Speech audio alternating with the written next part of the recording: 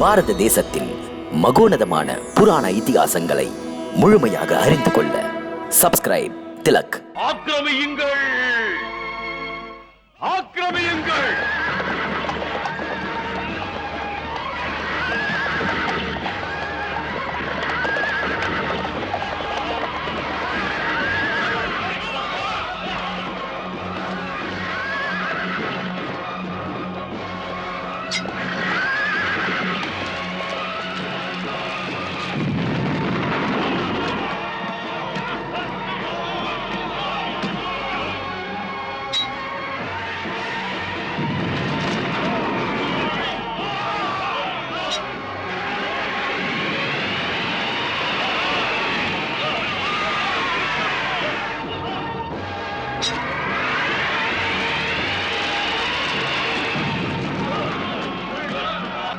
தேரோட்டி, தேரை அர்ஜுனன் அருகில் கொண்டு செல், கொண்டு செல். காந்தாரி, இன்று கர்ணனின் மனதின் நம்பிக்கை நற்பகலின் சூரியனைப் போல் பிரகாசமாய் உள்ளது. ஆமண்ணா, அற்புத சக்தி அழிந்துவிட்ட பிறகும் கூட அவன் அர்ஜுனனோடு யுத்தம் செய்ய துடிக்கிறான். இதை பார்த்து எனது மனதில் நம்பிக்கையும் பெருகிவிட்டது. ஏனென்றால் அங்கராஜன் கர்ணன் ஒருவனே மகா அஸ்திரம். அவன் எனது அன்பு மைந்தன் துரியோதனின் அஸ்திரத்திலேயே நிலையாக இருக்கிறான். இவன்தான் அவனை வெற்றி அடைய செய்ய இயலும்.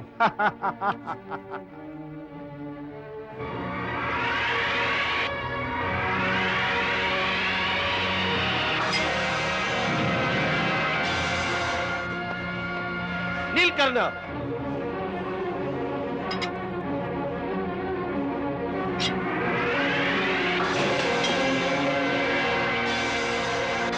ஏங்கராஜனே, என்னை கொன்றுவிடு.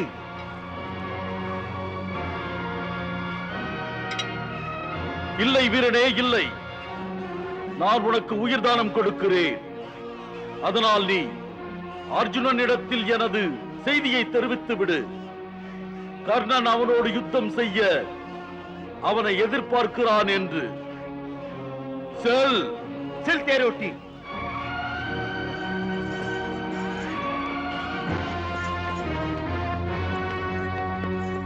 எப்போதும் ஏன் அர்ஜுனனை எதிர்பார்க்கிறாய்?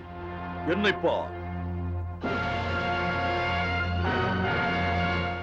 சூதபுத்திரனே, ஏன் எப்போதும் அர்ஜுனனை எதிர்பார்க்கிறாய்?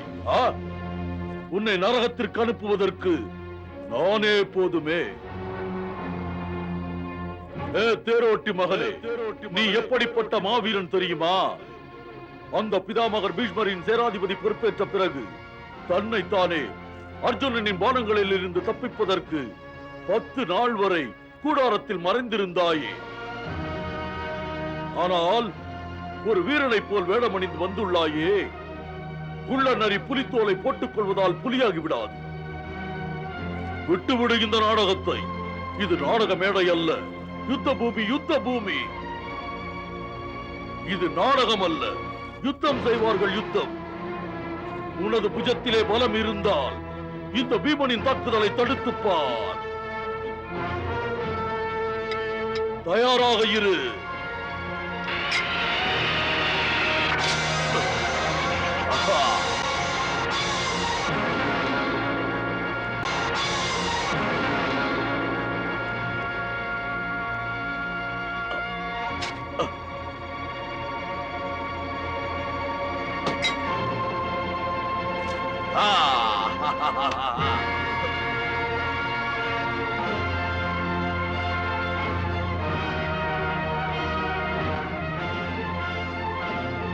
நீ குந்தியின் மகன், பாண்டவரில் ஒருவர். பாண்டவர்கள் 5 உனது தம்பிகள். அன்னையே, என்று உங்களுக்கு 5 புதல்வர்கள் நிச்சயம் இருப்பார்கள். நான் உங்களுக்கு சத்தியம் செய்கிறேன், அர்ஜுனனை தவிர பாண்டவர்கள் வேறு எவரையும் நான் கொல்ல மாட்டேன். சூதபுத்திரனே, யுத்தம் செய்யவருக்கு மறந்து விட்டதா?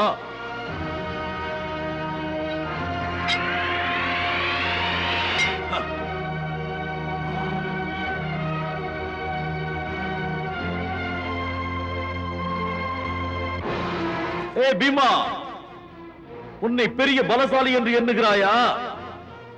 ஆனால் உனது பானத்தில் அத்தனை சக்திகள் இல்லை. அதன் சக்தியினால் எனது கால்களை அசைக்க முடியாது. உனது சக்தியை காட்டிவிட்டாய். இப்போது எனது பானத்தை எதிர்கொள்வதற்கு தயாராக இரு குந்தி மகனே.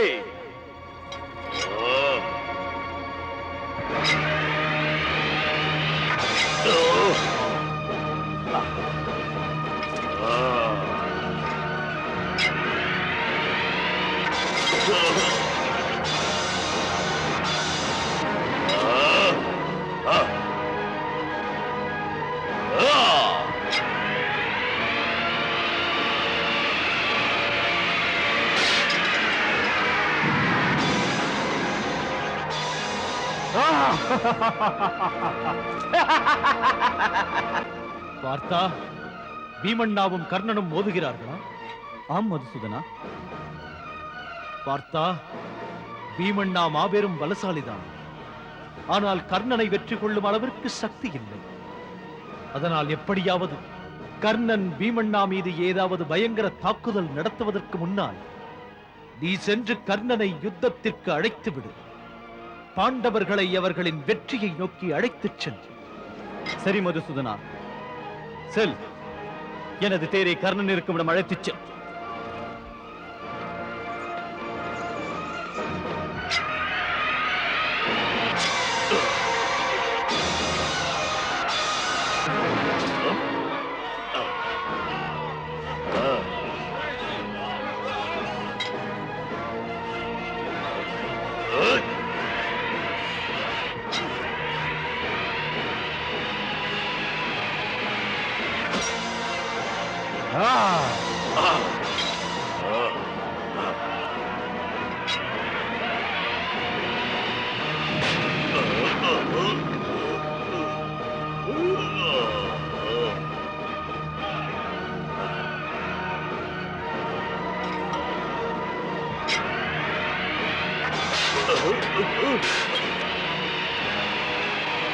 பலே கர்ணா, பலே.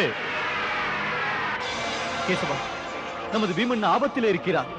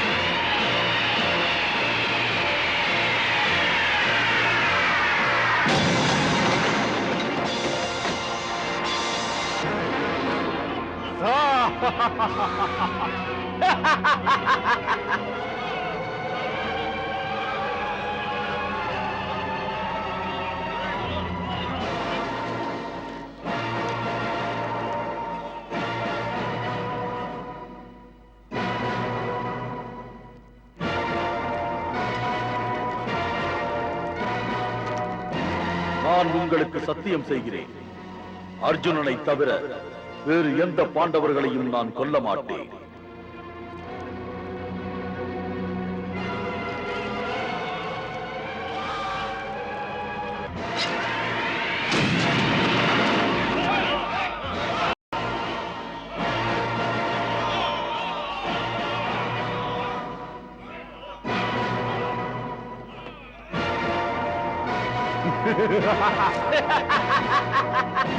பார்த்தா பார்த்தாயா மருமகனே பலத்தில் சிறந்தவரை?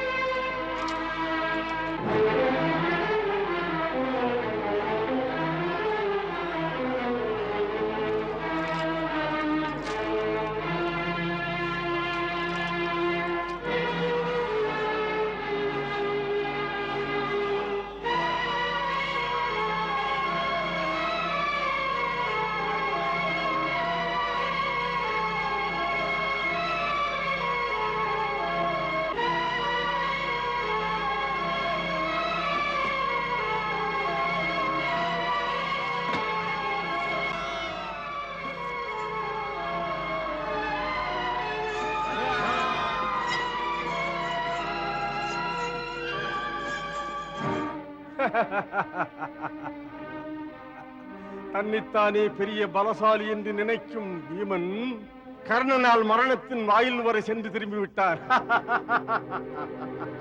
கேட்கிறாயா காந்தாரி? கேட்கிறேன் மன்னா. கர்ணனின் கைகளால் இன்று பீமன் அழிந்திருக்க வேண்டும். பீமனின் கோபத்தால் கர்ணனின் கவனம் சிதறி இருக்க வேண்டும். அதனால் தான் அவன் இலக்கு தவறிவிட்டது. ஆனால் அர்ஜுனனோடு யுத்தம் செய்கின்ற போது கர்ணனின் இலக்கு தவறவே கூடாது.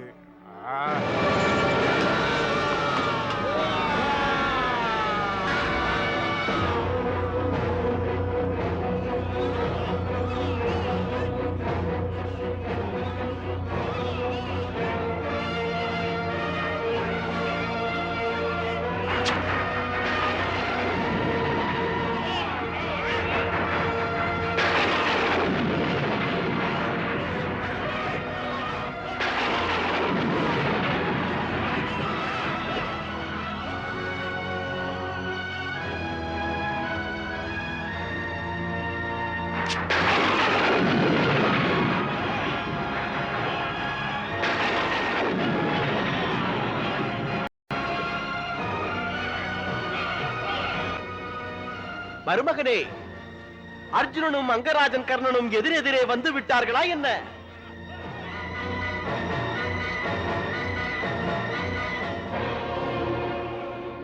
மன்னா, யுத்தத்தின் இறுதியிலே கௌரவர் வெல்வார்களா அல்லது பாண்டவர்களா? இதற்கான முடிவை கர்ணனும் அர்ஜுனனும் செய்யும் யுத்தம் சொல்லும் காந்தாரி. மாமா அவர்களே, இன்று யுத்தத்தின் முடிவு தெரிந்தே ஆக வேண்டும். ஆம் மருமகனே, ஆம். இந்த நாளைத்தான் நான் எதிர்பார்த்தேன். நேற்று கர்ணன் கடோத்கஜனை வதம் செய்தான். அவன் இன்று அந்த அர்ஜுனனை வதம் செய்வான். அர்ஜுனனை. அதோடு யுத்தம் முடிந்துவிடும். முடிந்துவிடும். பார்த்தா, இன்று உன் முன்னால் கௌரவ சேனாதிபதியின் உருவத்திலே பீஷ்ம பிதாமகர் இல்லை, குரு துரோணாச்சாரியரும் இல்லை. அவர்களுக்காக உனது இதயத்திலே மரியாதை இருந்தது. ஆனால் என்றோ உன் முன்னால் உனது குலத்தின் மிகப்பெரிய எதிரி துரியோதனனின் அன்பு நண்பன் தான் நிற்கிறான். கேசவா, எதிரியின் நண்பன் எதிரியை போன்றவன் தான். இதே எதிரிதான் அன்றும் அந்த ராஜசபையிலே எனது தர்ம பத்தினி, எனது அன்பு திரௌபதியை அவமானப்படுத்தினான். அன்று இவன் பிழைத்ததற்கு காரணம் எனது கைகள் ராஜநீதி என்ற பெயரால் கட்டப்பட்டிருந்தது. ஆனால் இன்று இவன் தப்பவே முடியாது. சூதபுத்திரனே, ஏ சூதமைந்தனே, நீ என்னை தேடியே அலைந்து கொண்டிருக்கிறாயா? என்னோடு யுத்தம் செய்வதற்கு துடிக்கிறாய் என்று கேள்விப்பட்டேன். பிறகு இன்று வரை உனது முகத்தை காட்டாமல் எங்கே ஒளிந்திருந்தாய்? உனது மாதா ராதையின் மடியிலா? ஏன், என்ன ஆயிற்று? நீ உனது மாதாவின் பெயரை கேட்டவுடன் இப்படி துடிக்கிறாயே? அதாவது நான் எனது வில்லினால் உனது இதயத்திலே ஏதோ அம்பு எய்தது போல. அர்ஜுனா, நீ உன்னுடைய நாவினால் என் மீது தொடுக்கின்ற அம்புகள் அனைத்தும் என் இதயத்தையே இலக்காக கொண்டுள்ளன. நீ வாயினால் சண்டையிட்டுக் கொண்டிருக்கிறாய்.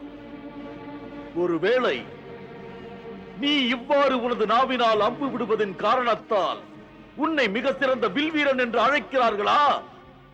இந்த பொறாமைதானே உனக்கு என்னை மிகச்சிறந்த வில்வீரன் என்றும் உன்னை ஏன் சொல்வதில்லை என்று.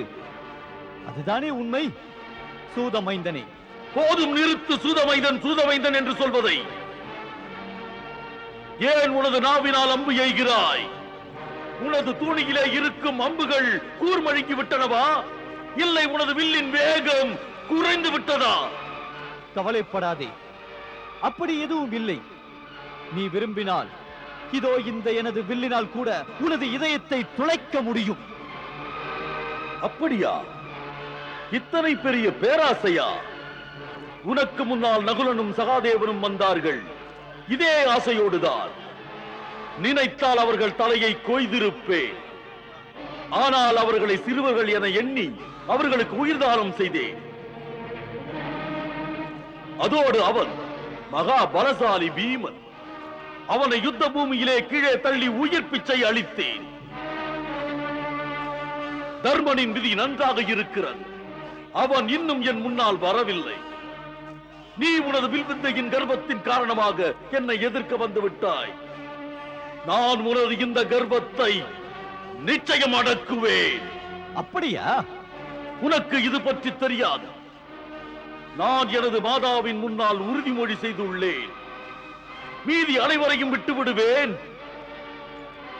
ஆனால் உன்னை உயிரோடு விடமாட்டேன் அர்ஜுனா. நானும் உன்னை அழிப்பதற்காக சபதம் செய்துள்ளேன்.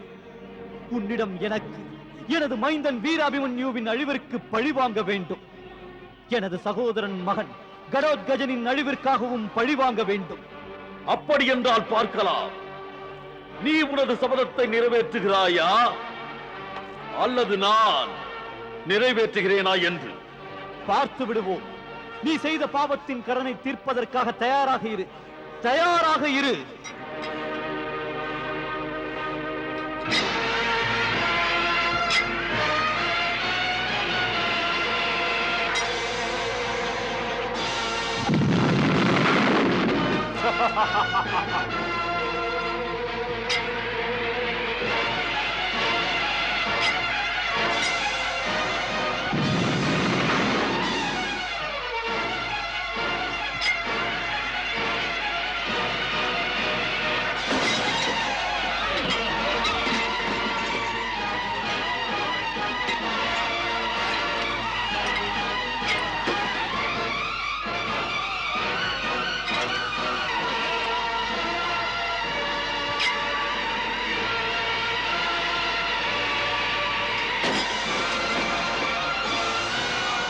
பலே பலே கர்ணா பலே.